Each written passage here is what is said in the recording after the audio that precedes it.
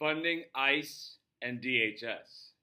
So at the outset, I'd just like to say that Donald Trump's big bad bill flooded DHS and Border Patrol and ICE with billions of dollars. And so they are well funded until 2029. I suppose this spending appropriation bill that's coming in that Democrats have to vote on, not entirely sure. I think it's adding more money to DHS. Whatever the case is, Democrats must stop DHS funding as it stands now. Welcome to Law and Society. Please subscribe. We're going to talk today briefly about the funding of ICE and DHS. Congress must impeach and remove Kristi Noem and others who have morphed DHS into Donald Trump's publicly funded goon squad. They are murdering American citizens in public in broad daylight and at night when people aren't watching and recording like Keith Porter. DHS agents have been emboldened to make up their own laws, frame their own narratives, and fill the airways with lies about what the public can see are lawless acts by ill-trained federal agents. Why would the taxpayer fund a pack of rabid wolves? They have no discipline, no collective standards, no mission other than to terrorize people all over America. Immigration was a false pretext. None of the people DHS have murdered publicly were immigrants. They were US-born US citizens. There was absolutely no justification for the use of deadly force in cases we've seen come out of Minneapolis. This goes to show how careless and irresponsible Trump's regime is. And when you have an attorney general coercing the governor of Minnesota to turn over voter polls and records of American citizens as a conditioned precedent for removing DHS agents from Minnesota, it becomes clear that immigration enforcement isn't their end goal. Trump's regime wants to coerce blue states into turning over voter information and welfare recipients' information. This would help Trump's regime corrupt the 2026 election in blue states and give Republicans a chance to cheat their way into remaining in the majority. Democrats in the Senate must not allow this. If shutting down the government indefinitely is the cost we have to pay, then we must pay it. But we also have to think whether it's going to have any meaningful impact to stop funding the government, because even if Democrats stop this funding of the government that has more DHS funding in it, DHS already has money to keep going until September of 2029. And they are considered essential services, so they would be conducting their operations even during the shutdown. So that's something to think about. The government isn't operating as it should. We mustn't fund it as if it were operating as it should.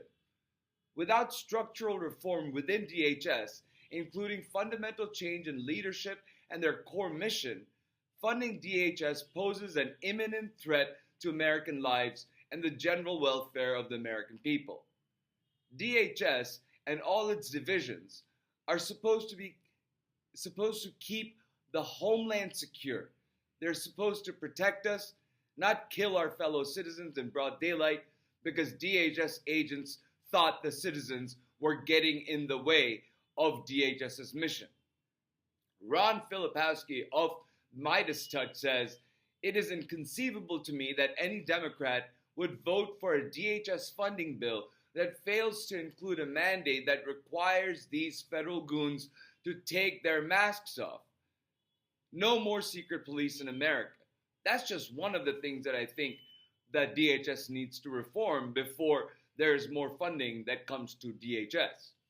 Murdering Renee Good, Alex Preddy, and Keith Porter in cold blood is not part of DHS or any government department's mission. It is fundamentally antithetical to the legal objectives of these departments. They're supposed to be protecting us, but today's reality is the opposite. We now need to be protected from those who were supposed to protect us. This is a dystopia many warned about, but many others thought would never come to pass. Well, it has. So call all senators and push them to remove DHS funding from the funding bill and withhold funding until DHS makes reforms that Congress must require and oversee. Short of that, if DHS stays funded, expect to see more murders in cold blood. Expect more DHS incited mayhem. Expect protests to grow because protesters keep getting killed. DHS's brutal actions won't scare Americans into their homes. We're seeing the opposite happen. And with more people flooding the streets, the likelihood of violent interactions with DHS agents are inevitable until DHS stops its violent practices and focuses on their immigration and homeland security missions. DHS agents are not regular cops. They have very limited power in very limited areas: homeland security, immigration enforcement, customs enforcement, border security. Those are their core missions. Marauding, patrolling, bullying, assaulting, and murdering American citizens who are peacefully protesting and recording DHS's illegal actions are not part of their mission. That's what local law enforcement is there for. But even local cops can't maintain the peace because Donald Trump's DHS has flooded Minneapolis with federal agents, where for every one Minneapolis police officer, there are 5 federal agents. Trump's goon squad has overwhelmed local law enforcement in Minneapolis and undermined their mission to keep the peace and protect its citizens. This, as Minneapolis officials say, is not sustainable. Not in Minnesota or anywhere else. So I have included the context page for the U.S. Senate in the description box. Please call them, let them know that you're watching and you demand that they stop DHS funding until DHS backs down from its tyranny. Thank you for listening. Remember to subscribe and like, and I'll talk to you soon.